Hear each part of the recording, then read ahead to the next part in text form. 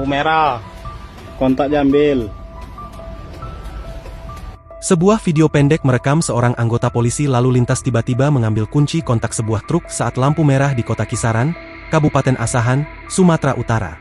Aksi tersebut langsung viral di media sosial dan memantik kontroversi publik.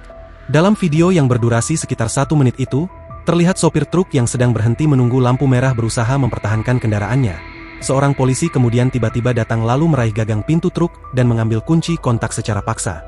Sang sopir tampak menolak dan mempertanyakan tindakan itu. Ia bahkan turut merekam kejadian tersebut menggunakan ponselnya. Usai rekaman video itu viral, terkini Polres Asahan memberikan klarifikasi melalui postingan di akun Instagram Humas_Polres Asahan mengenai peristiwa yang viral di media sosial pada Jumat, 1 Agustus 2025, sekitar pukul 15.30 waktu Indonesia Barat itu. Berdasarkan keterangan unggahan tersebut, Kasat Lantas Polres Asahan, AKP Joni membenarkan peristiwa tersebut.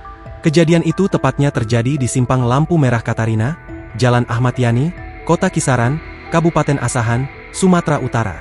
Joni menjelaskan bahwa penghentian tersebut dilakukan personil Satlantas Polres Asahan lantaran truk terlihat mencurigakan, seperti hendak berbalik arah atau menghindari petugas yang sedang mengatur lalu lintas sore hari.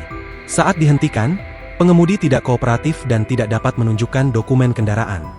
Selain itu, pengemudi juga menolak memindahkan truk ke bahu jalan, sehingga menyebabkan arus lalu lintas tetap padat. Untuk mengantisipasi potensi gangguan lalu lintas, petugas selalu mematikan mesin truk dan meletakkan kunci di dashboard tanpa membawa kunci tersebut. Petugas kemudian memberikan teguran serta edukasi kepada pengemudi mengenai tata cara berkendara yang aman dan tidak membahayakan pengguna jalan lainnya. Kasat Lantas Polres Asahan, AKP Joni menegaskan bahwa tidak ada tindakan penilangan dalam kejadian ini, melainkan hanya edukasi kepada pengemudi. Download Tribun X sekarang, menghadirkan lokal menjadi Indonesia.